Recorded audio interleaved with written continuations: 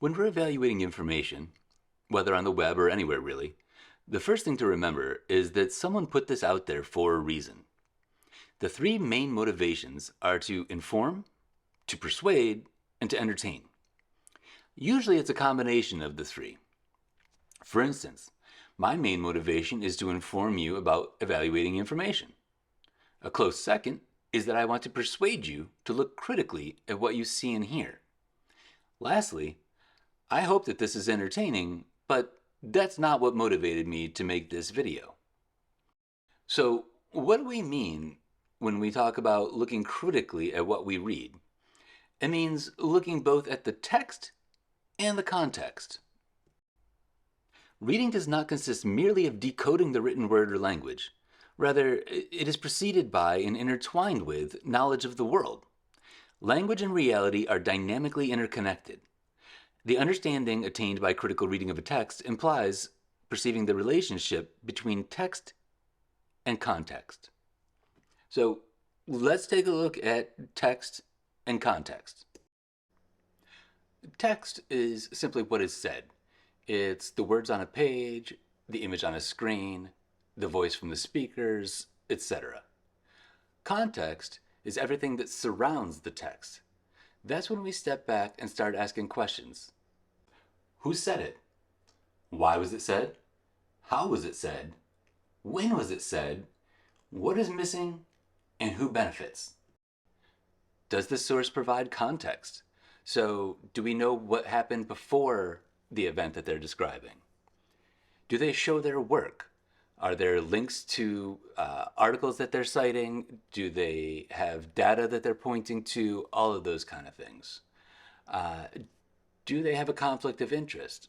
So are they being paid to put out this information? And if so, are they disclosing that? And then lastly, does this seem believable? Does it pass the sniff test? It might seem unbelievable and still be true, but you at least have to start asking those types of questions. Let's start with something simple like an exit sign. You see these everywhere, and for good reason. They inform you how to get out of whatever place you're in, but what about in a different context? Let's say you're in an escape room and you see an exit sign. Is the motivation behind the sign to inform or to entertain? Now you're probably less certain that the exit sign will lead you out, and that's because of context. All right, let's talk about squirrels. You see them all over campus, but are they dangerous? You start searching online and come across a website that tells you all the ways that squirrels are a menace. It seems convincing, but let's take a step back from the text and look at the context.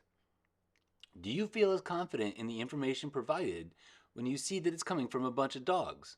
Now, I happen to know these dogs and do not find them to be credible when it comes to squirrels. Is their motivation to inform, or do they want to persuade us to hate squirrels as much as they do? How about this actual website talking about squirrels? Seems legit, but how do you feel when you take a step back and see that it comes from a pest control company? The information may be accurate, but what is their motivation? Is it to inform, or is it to persuade you to hire them? The squirrels are a fun topic, but let's say you want to write a paper about plagiarism and test proctoring software. You might come across this article from Wired magazine. They seem pretty excited that the plagiarism detecting software Turnitin won a legal battle over alleged copyright infringement. Now that's the text. Let's take a step back and look at the context. Wired is owned by Condé Nast, which is owned by Advance Publications. Advance also owns Turnitin, something that is not mentioned in the article. Does that change your view of their credibility? What might their motivation be? Let's wrap up by talking about student loan debt relief. Here's an article I found on the first page of Google search results. They talk about a poll, and good on them, they also link to it.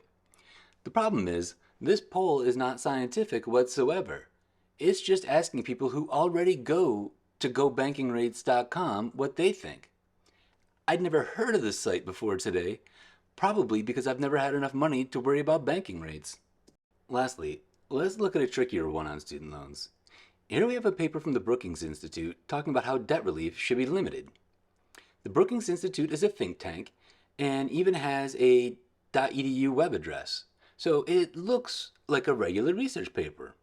However, like most work coming from think tanks, this was not peer-reviewed, at least not by an academic journal. The Brookings Institute, like most think tanks, has an ideological frame that they work from, and they hire people who share their worldview. What might their motivation be for putting out a paper like this? Does seeing the number of people from the banking industry on their board of trustees make you feel like this paper is more credible or less? There are no right or wrong answers to any of these questions. The point is just to start asking the questions in the first place.